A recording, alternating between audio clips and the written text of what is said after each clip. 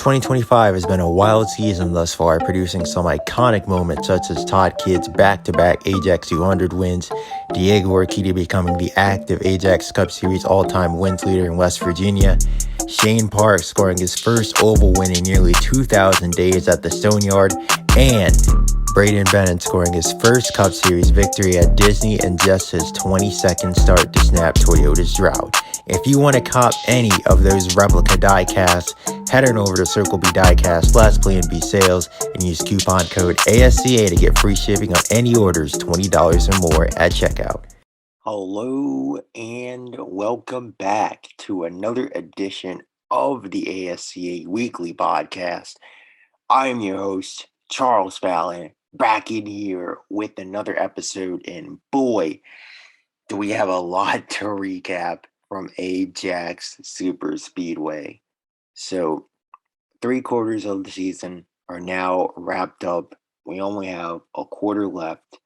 The final 4 races of 2025 await us, and the championship remains separated by 5 points. At the cup level, that is. In Craftsman, it's now down to 3 points between the top 3 drivers. So, obviously, we're going to be previewing both of those title deciding stretch run races to the finish. We're going to be recapping Doug Bowden's insane drive, his plate racing clinic he put on Saturday night. We're going to be talking about, should the ASCA do something and step into this title fight with how physical it's gotten in recent weeks. Silly season also on the cards as well, with some news that we got the new driver of the number 21 who will succeed Chris Barrymore in that ride, the first new driver of that ride since 2016. And then we're going to preview, 2015 actually, for the first new driver of the 21 that's not named Chris Barrymore. And then we'll do a full preview breaking down the Northern 200, the 10th annual Northern 200, might I add. It's a condensed 2-day weekend because, of course, Thanksgiving is this Thursday. So happy Thanksgiving to anyone listening to this. And so let's get into it. But first, we got to shout out the sports premier partners, Rowdy Energy. You already know.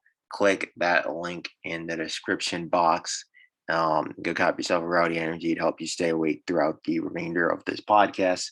And then Circle B Diecast / Plan B Sales. Hey, there's a huge Black Friday sale going on, and it's not just for Black Friday.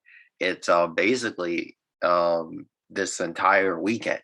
So if you want to take advantage of that, use coupon code ASCA for free shipping on any orders $20 or more on Circle B Diecast / Plan B Sales. This is, of course, in the United States only. So shout out Rowdy Energy, shout out Circle B Diecast / Plan B Sales, and yeah, let's get into it. So we'll begin talking Doug Bowden. And I get it.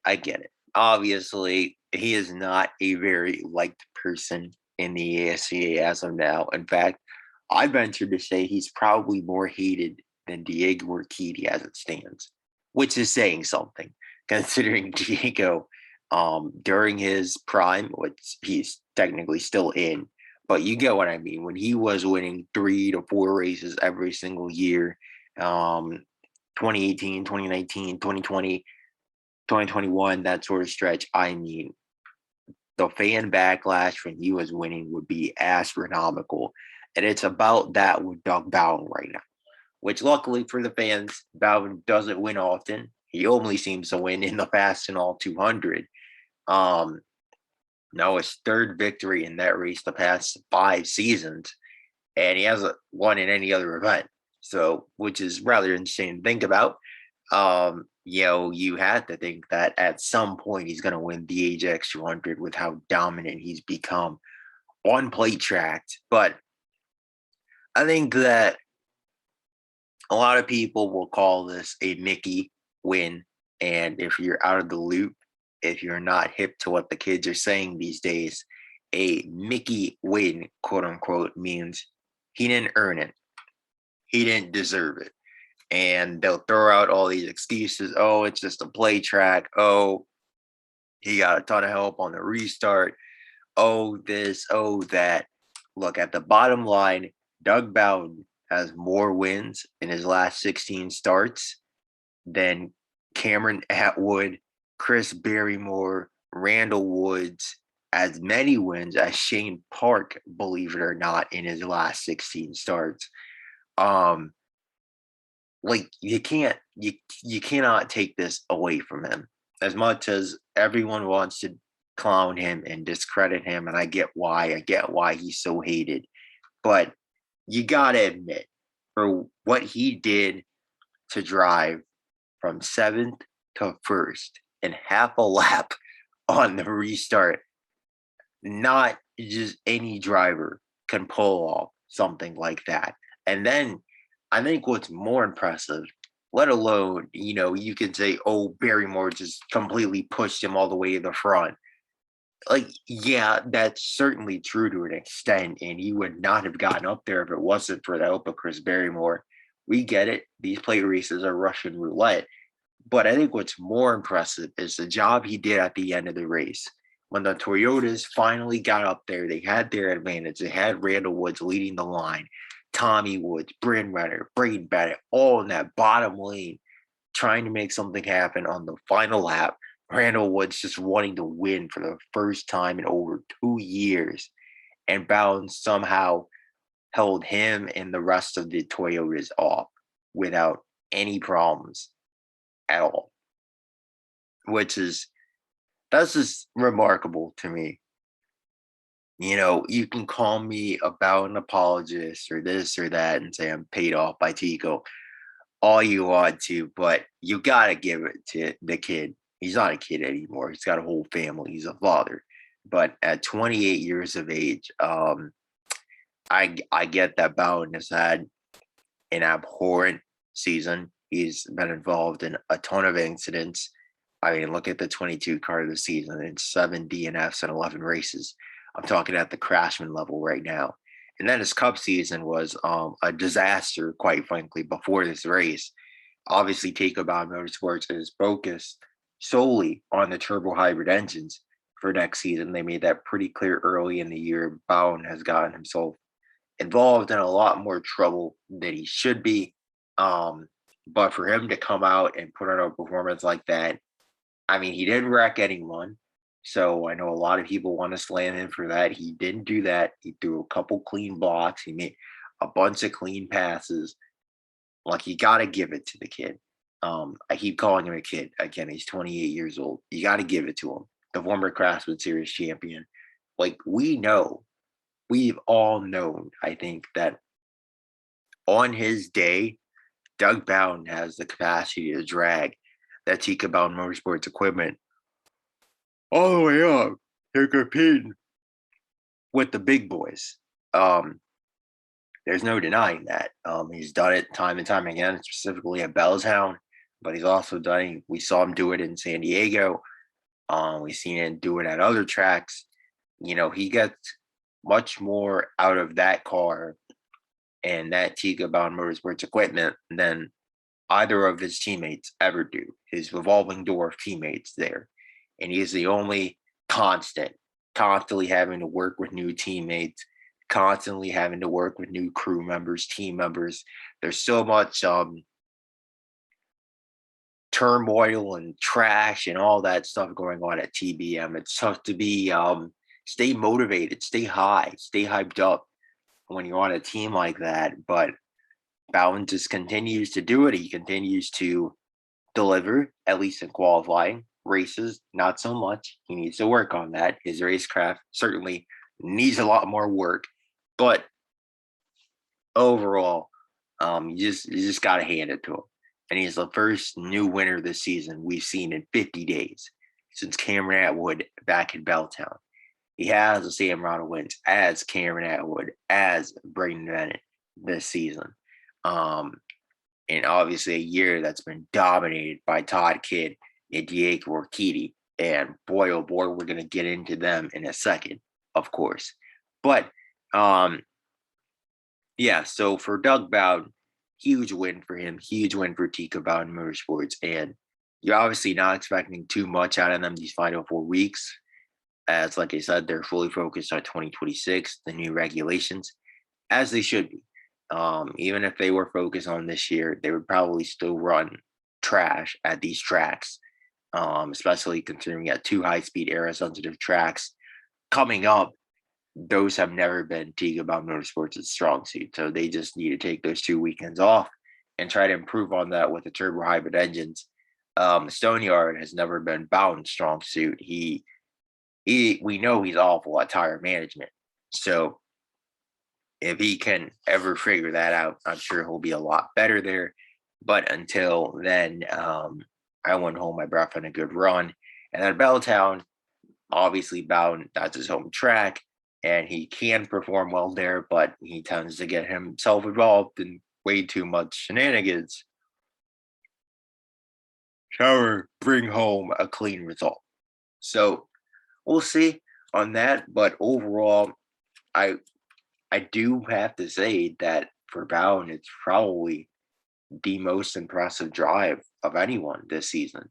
To go from 7th to 1st and half a lap. I mean, we haven't seen anyone do that all year. It's certainly the biggest upset of the season, I would say as well. I think certainly this tops Nick Painter and what Kirk Autosport did in the season opener, even though they've done pretty much nothing since then. It does top that, I would say, because Kirk Autosport is a team that's on the rise. They've now won twice the past 2 years. And so have Tico Bowden Motorsports in their defense. But we know that outside of plate tracks, it's certainly an uphill battle for the team.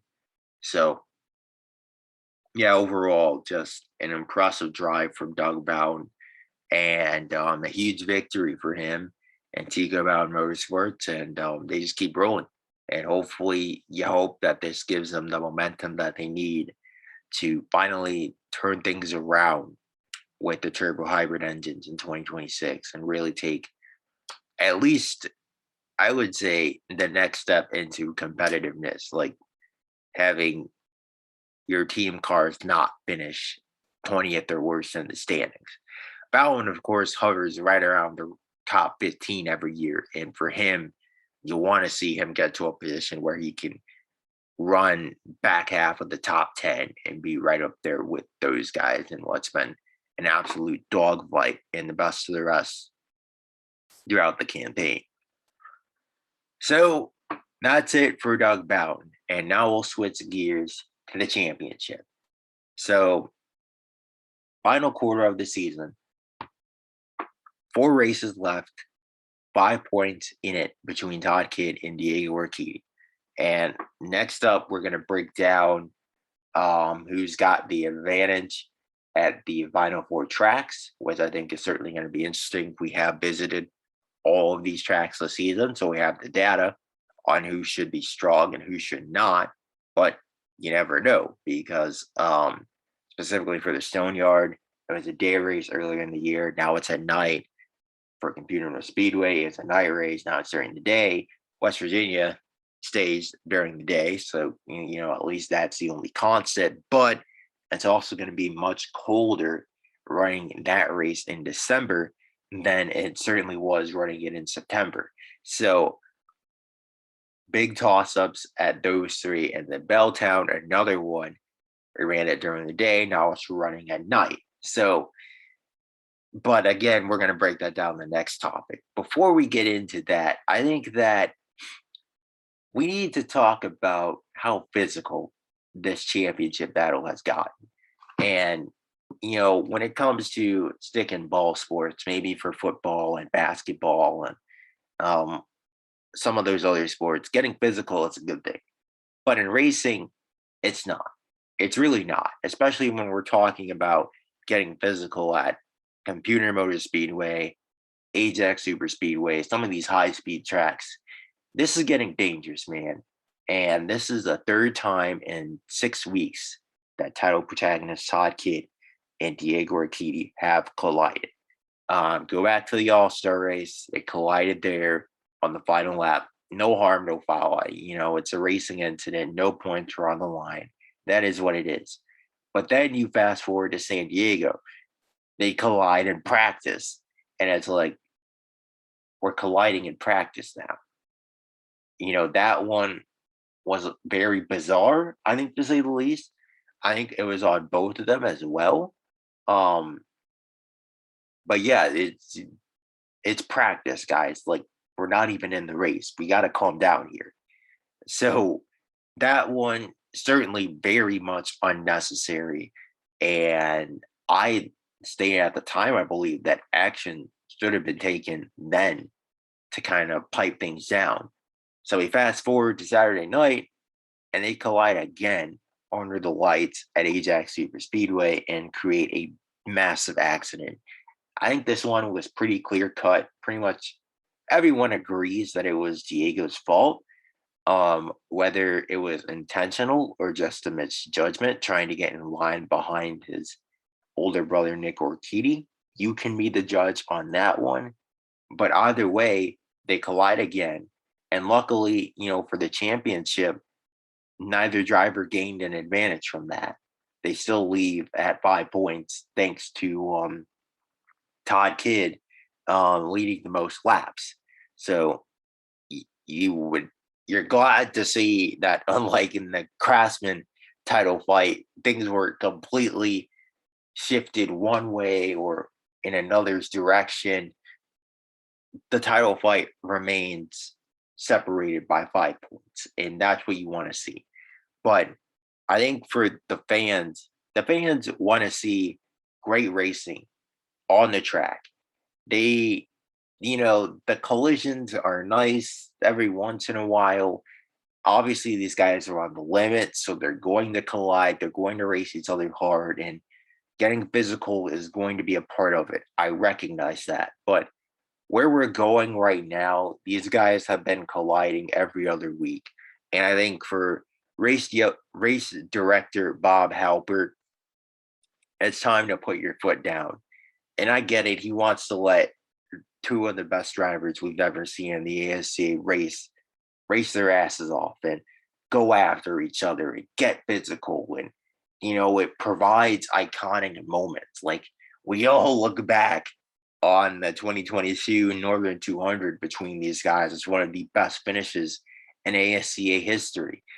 But we really don't want to see that every week. We want to see a fair fight. We want to see hard racing between these guys, but we don't want to see them wrecking every other week. And as it stands right now, if you continue to leave this unchecked, I just don't think we're going to see that.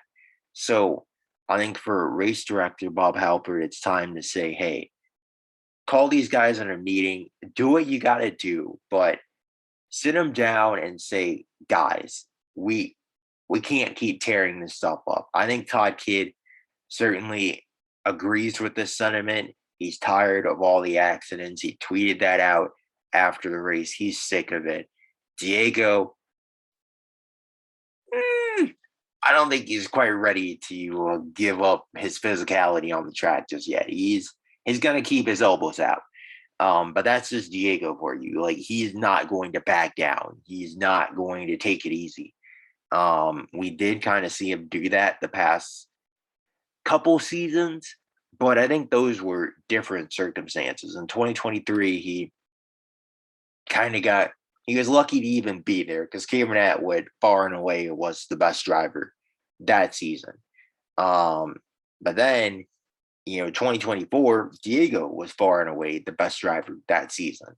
This year, obviously, it's a toss-up between Kidd and Orkedi, and the margins are so tight, they're so thin, that Diego's going to use every tool in his toolbox to get the upper hand, get the advantage. And specifically for Diego, I mean, this is a guy who's going to be 35 years old next year. How many more opportunities is he going to realistically get to win a fifth championship? For Todd Kidd, he's only going to be 30 next season. So you look at that, he should certainly have at least another 3 to 4 good years still under his belt to win his first title. But for Diego, he can see the writing on the wall. I think he kind of knows that his title window could be closing. Not saying that it is, because we did see Randall Woods freaking win 3 races and compete for a title at age 35. So, I mean, I wouldn't have put it past Diego, certainly, being able to do the same thing. But you just never know with the new regulations. Could Orkedi Racing get it wrong? Um, could Father Time start to catch up with Diego? I think he sees the writing on the wall. He knows it's his final opportunity, potentially. Maybe he'll be back, maybe he won't, but it's just an unknown. So he's going to use every tool in his toolbox to get the advantage. And I think that it's time for the race director, Bob Helper. He needs to see that and say, hey, you can't be doing this. You guys can't be colliding in practice. You guys can't be the slide job. It was just a horrible slide job from Diego. He wasn't even close to being clear. And for a 4-time champion, a 28-time Cup Series winner, he should know better. It's just not acceptable. So something's got to give. And I think that that's where the ASCA needs to step in and say, let's not do this, guys. Let's have a fair fight here. Let's put on a good show for the fans, but let's keep it fair. Let's stop tearing up all this equipment. So now we talked about a little bit earlier. Let's preview the final quarter of the season. Stoneyard, Computer Motor Speedway, West Virginia, Belltown. It all comes down to this. And the Stoneyard.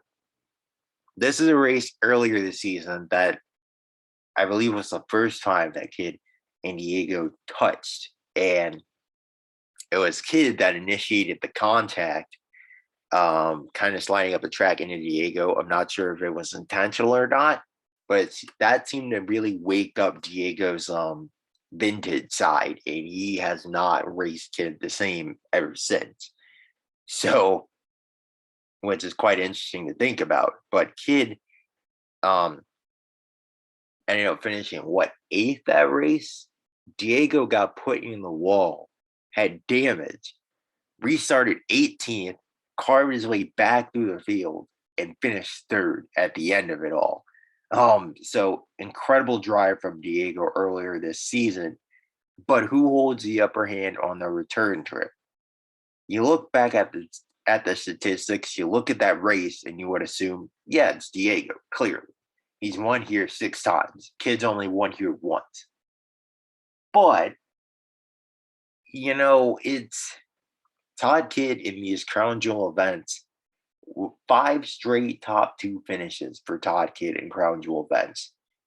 5 straight top 2 finishes. That has never been done before. We've also never seen a driver sweep the Crown Jewel events in a season. We've also only seen one driver ever win 5 modern era Cup races in a campaign. That would be Cameron Atwood. So, but I certainly think that whoever reaches 5 wins will win this championship. I think that Diego is going to need to win a couple more races if he's going to get the drive for 5 completed. I think Todd Kidd certainly has to win again if he wants to win this championship, because we know how good these 2 drivers are. They're going to push each other to the limits, and they're not going to falter this late in the campaign. These teams are too good to fail like that. They're going to be perfect in their execution, I do believe. So the Stoneyard is certainly a driver's track, and that's what makes it such a toss-up, because most of these guys are so good here. They have such a good track record here. But I do say advantage Diego, although I don't think it's as clear-cut as it may look on paper. Computer Motor Speedway. This is another tough one. Now, Todd Kidd won this race in 2022 to really put himself back in the title fight after a couple rough weeks. But remember, Diego also did dominate that race and just had a late pit penalty that ended up doing him in. So this is another one that, especially considering what we saw in the Windows 300, where it was a literal toss-up. Like, these 2 had equal cars. It was them and the rest of the competition that night. These two had such equal cars. And like it could be a very similar scenario to that. But you also have to remember that this race is going to be run in the afternoon in December. So it's going to be very cold. It was ran at night, you know, earlier in the season for the Windows 300, even the All-Star race. Those are all at night. So the conditions are going to be drastically different. And I go back to qualifying for that one. And I would say advantage Diego for that one as well. To be honest with you, I'll be blunt. I think advantage Diego, especially considering Orkedi Racing's high speed, aero sensitive track record in recent years. I think Diego's going to come out to play for here, but I don't think Todd Kidd is going to be too far behind. So far it's 2-0 advantage Diego, and then we had the West Virginia where it's again advantage Diego. He's won 3 out of his last 4 races here.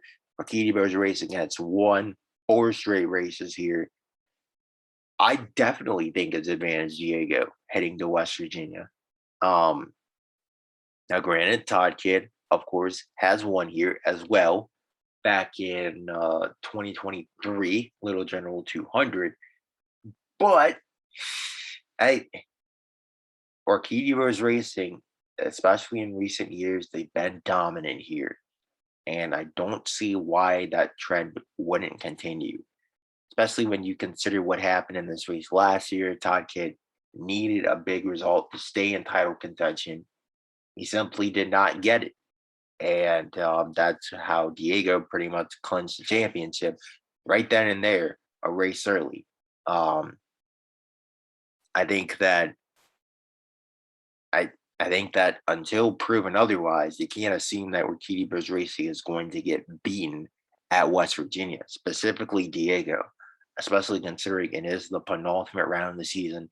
And how many times, especially when this race is at Ajax Super Speedway, how many times have we seen Diego come in clutch in the penultimate round to take it to a title decider at Belltown, or come in clutch in the penultimate round to clinch the championship at Ajax? So it's just one of them deals where I'm thinking advantage Diego, back against the wall, big pressure situation. I think he's going to come in clutch. I'm just going to be honest with you. So that leaves Belltown. And this one, though, is a distinct Todd Kidd advantage. I know it's Diego's home track and all that, but it's a distinct Todd Kidd advantage. He's got the upper hand here. He's got multiple wins. Diego, he's run better here as of late, but overall, he normally doesn't even have to run well here because he has a title locked up. But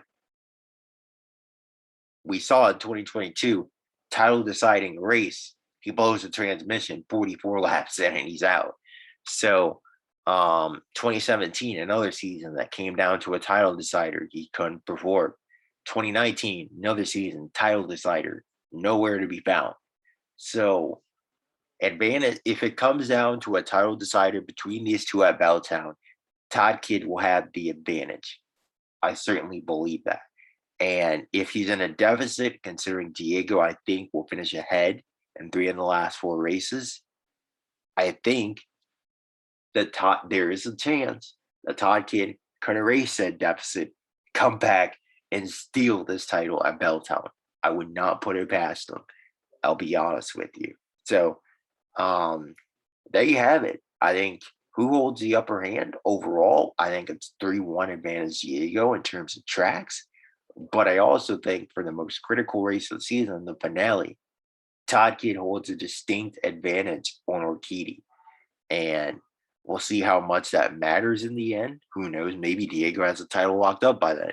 You just never know in this business. But yeah, I certainly think that it's going to be interesting to see how this final quarter of the season plays out, because Ronnie Woods Motorsports and Orkedi Racing, they're going to throw everything they have in the kitchen sink at trying to bring home a championship.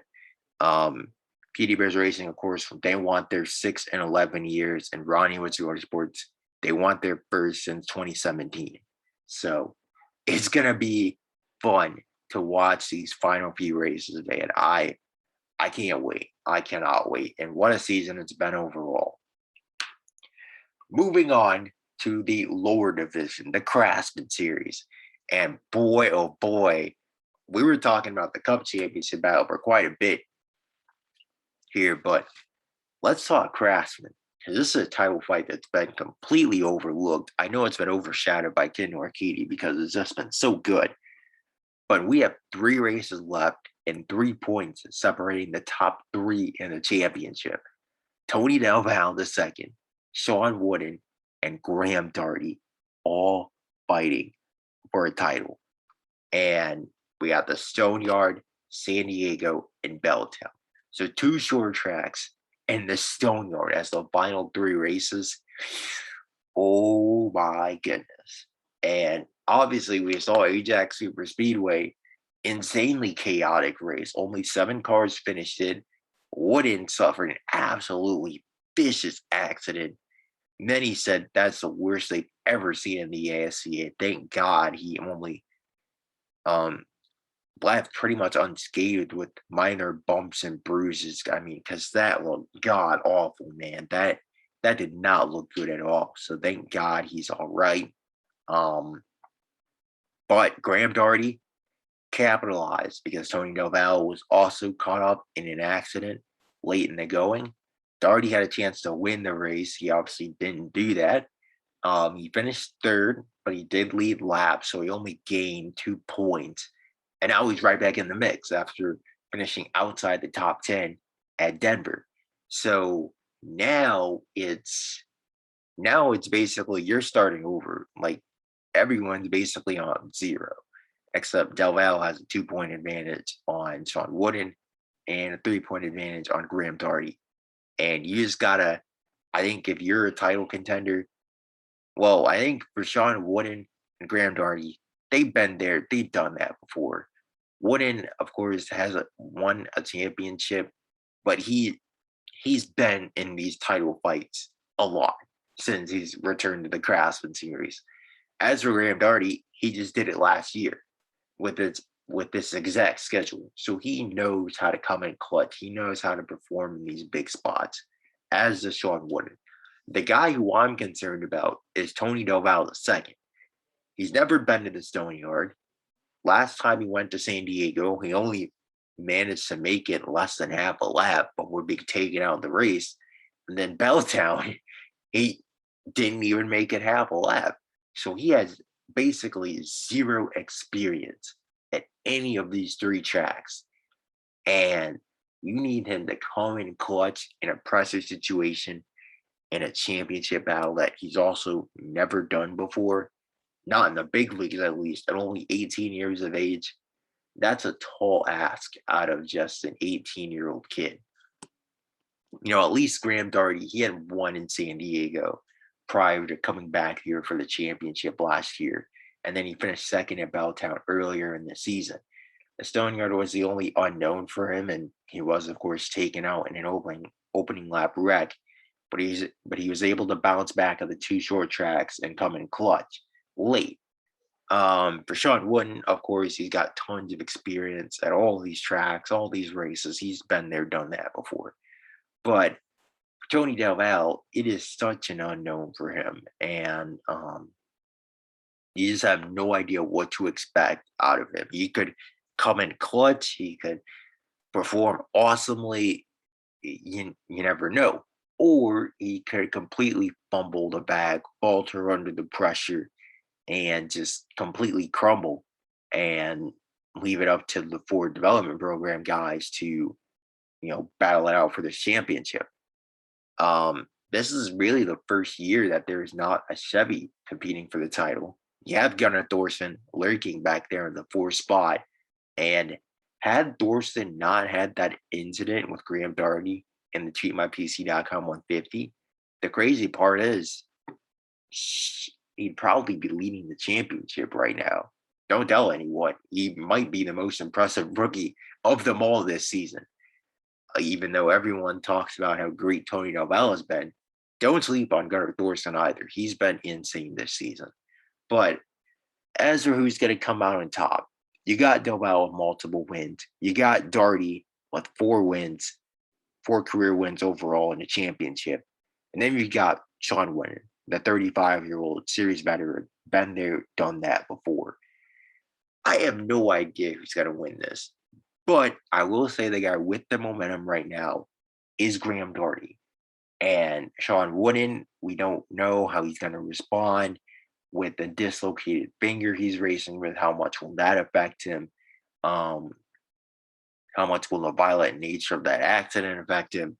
For Tony Del Valle, we don't know how he's going to perform on these tracks he's basically never been at before in race conditions.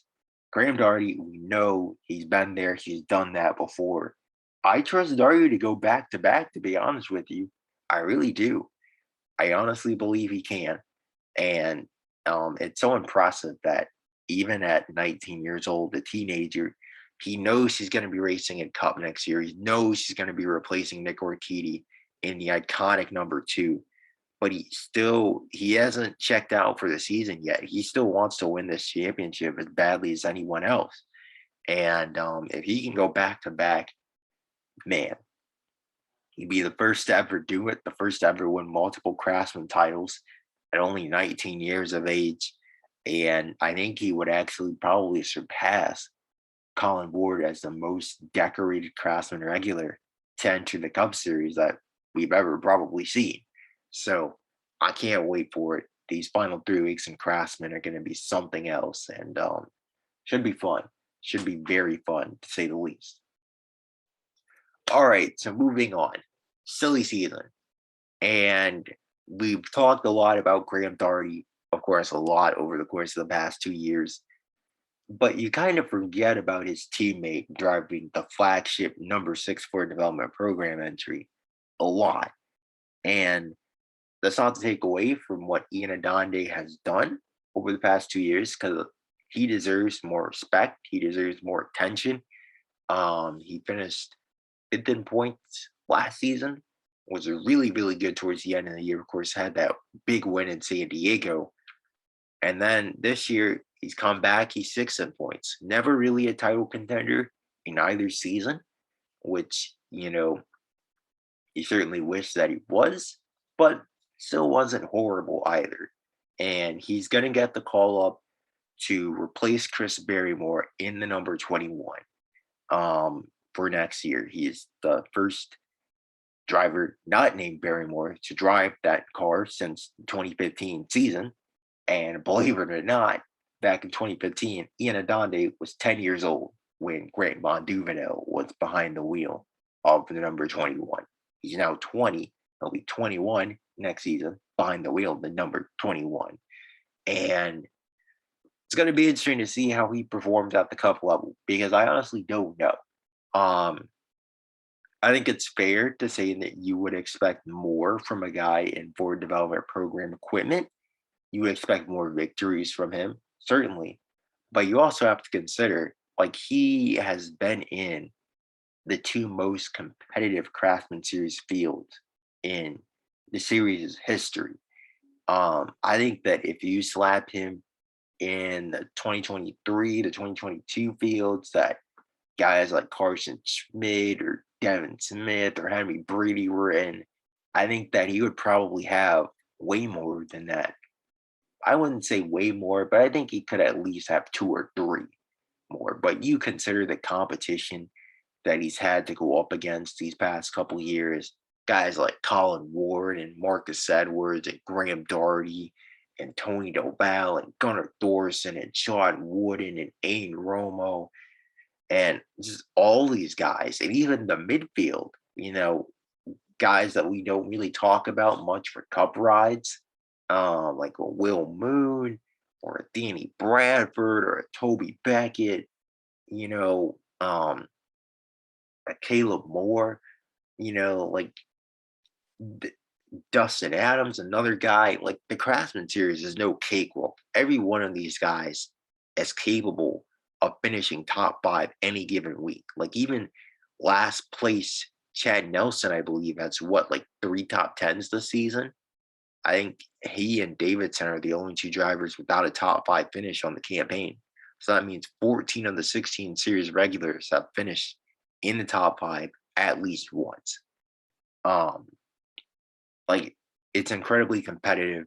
So I'm not gonna fault him only having 1 win against him, especially when you consider he probably should have won the Street My PC.com 150 this year, but it was just a late reaction to box for the final stop that cost him the race, as the undercut was incredibly powerful at Computer Motor Speedway. So here's the deal for Adonde. You question um, that. Well, we talked about the competition level, but then you can also point to, hey, if he was good enough, he would rise to the cream of the crop. But for CJ Rammer Racing, who else are they going to go with here? I think Adonde is cup ready. I really do. I don't think he's going to learn much more from being in Craftsman for another season. I think that he's really kind of maxed out his development in the series. I think that if he did come back for another season, he could win another 2 to 3 races. But I think he learned more. He benefited learning more at the cup level. He's not a guy that makes any egregious mistakes or anything like that. Um, I think he has the pace to compete. I think that this was the right move for CJ Barrymore Racing. I think he has more potential than a Ross Jackson, than a Cameron Barrymore, than any of these other Craftsman regulars, and especially considering he is in the Ford Development Program pipeline after all. I think they made the right decision here. So um, that's my spiel on Ian Adonde. I think that for CJ Barrymore Racing, they are going to have some questions to answer, though, on who's going to be their long-term replacement to the number 6. Because Brian Dixon's had another terrible season. I just think the Dixon to CJ Barrymore Racing, that whole tenure, it's not working out. Dixon is clearly not the same driver he was 5 years ago. So who do they go to replace him coming in the coming years? So I don't know, but that's a question for next silly season. So let's leave it at that. Overall, it's a good move for CJ Barrymore Racing. It's a good move for Ian Adonde. And I'm excited to see, because we've got a lot of rookies on the grid next season. You've got Darty, we've got Romo, we've got Ian Adonde. So that's already 3. We're hearing rumors that Dean Bradford is in serious talks for a cup ride. Toby Beckett has thrown out there casually he'll be doing bigger things next season, which you would assume would be racing in cup. Going to be very interesting to see how the rest of the silly season plays out, because we still got 3 rides open at the cup level: the 14, the 23, and the 47. And then for Craftsman now, we have both rides at Hood Motorsports.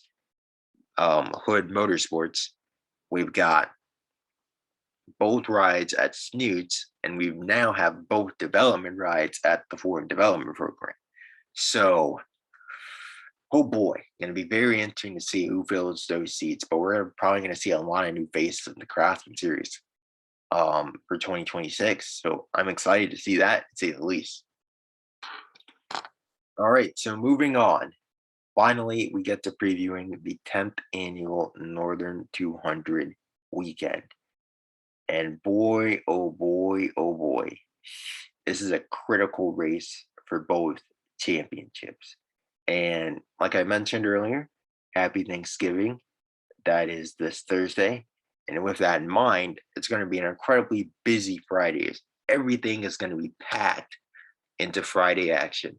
All the practice sessions, all the qualifying, and the Craftsman race will be run that night. So Black Friday is going to be a very busy one for the ASCA. None of these guys are going to get to do any Christmas shopping on that day, to say the least. But for the Craftsman Series, I think it's going to be a battle between Wooden and Doherty in this race.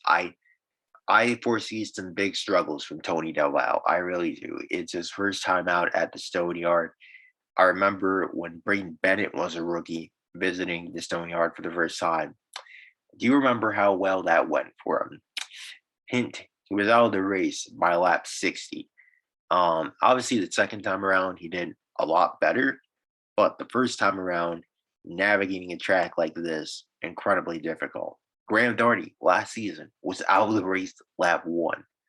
So technically, Darty himself doesn't really have that much experience here. So I would say advantage goes to Sean Wooden for this race specifically. But is he at 100% after his accident? I don't know. So really tough to say who's going to come out on top in this race weekend. I think overall we got some big name Cup drivers in the race: Cameron Atwood, Doug Bowden, Braden Bennett, and I believe it's Marcus Edwards in the 16 this week.